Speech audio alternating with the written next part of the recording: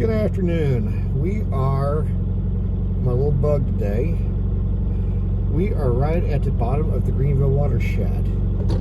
The road to our right is the original route of US Route 25. And the road on our left that we're getting ready to go onto is the bypassed route of what was formerly US Route 25. And it was relocated in the early 1960s to bypass the Little Reservoir. So we are now going to go up the old highway into North Carolina.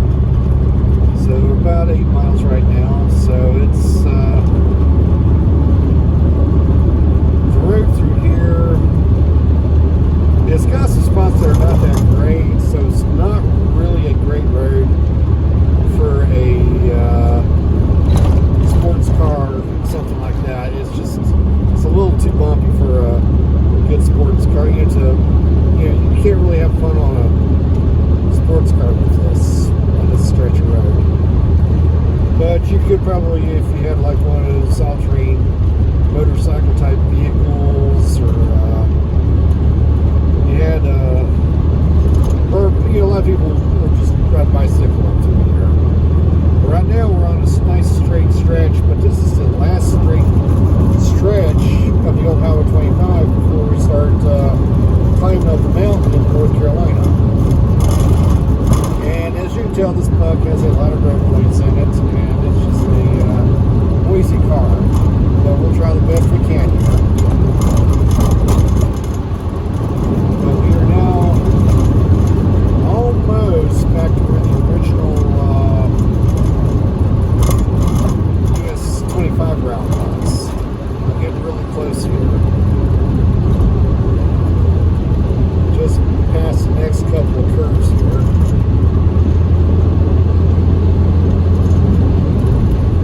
Okay, you see down through here, it's really nice and wide. And in the 60s, when this section here was paved, it was good. But now we're almost back to the old highway route right here. So we'll definitely notice it here in a couple of minutes. Okay, we're definitely going to start noticing it now. This section here, you can feel the expansion joints for the cement slabs that are under the roadbed here. Because in the 1920s, when they first paved this would have been, the cement slabs, and it also would have been about a foot narrower on each lane. So if you see a little ridge and cracks along the edge of the road about a foot off the shoulder, that's where it was filled in in later decades to widen the roadbed. So the original 1920s slabs are still under this, and as you can tell, it's pretty, it could use a repave job. But these days it's not a bad drive to go up, but back before the 4-lane highway bypassed this, it would have been no fun whatsoever trying to take an 18-wheeler up this stretch of road, because there are no climbing lanes. So you have no climbing lanes to go on this road, and nowhere for you to pull over to let traffic pass or anything like that. So it's a pretty, just kind of a, it would have been a very functionally obsolete highway in the 1970s. And this stretch was bypassed around 1981 with the 4-lane. But nowadays it makes for a pretty, drive, as you're climbing an elevation. It's probably a few hundred feet in elevation here in climbing.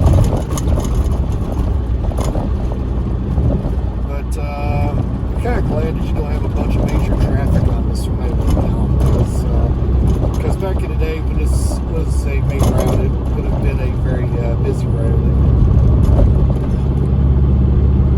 Okay, now we've got some smooth pavement right here. This looks like they repaved this section here, which I wish a whole road was like this. But it's not. Okay, another nice smooth section right there.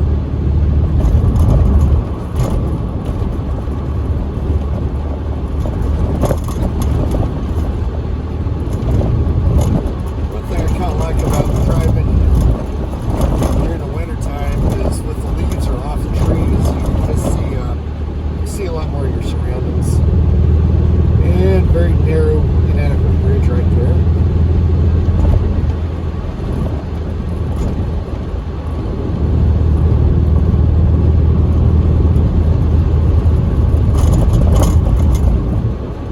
Another very long bridge right there.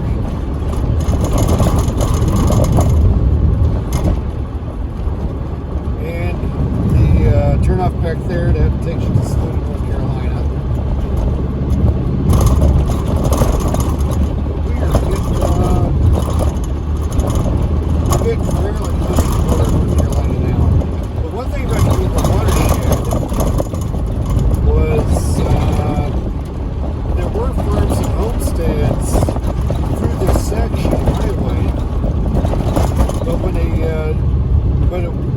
But they were forced out of here by eminent domain to do the watershed for the Greenville water system, the Greenville, South Carolina water system.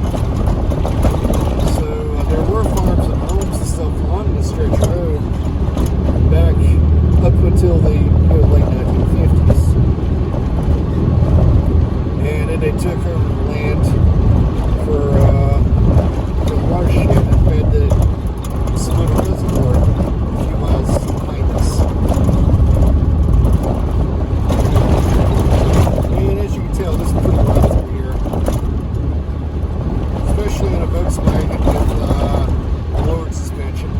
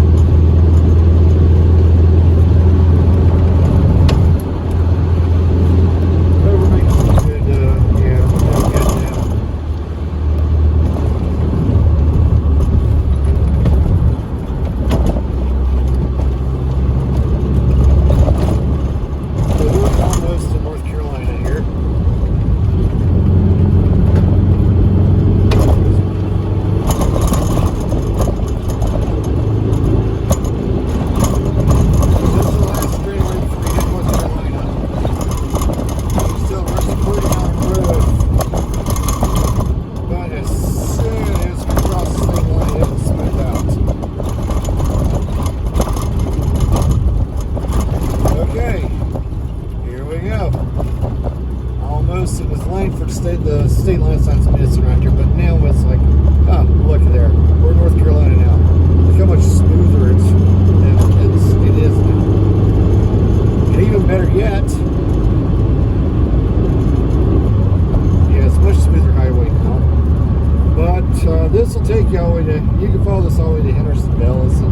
It is pretty much intact the way it would have been routed back in the 1926.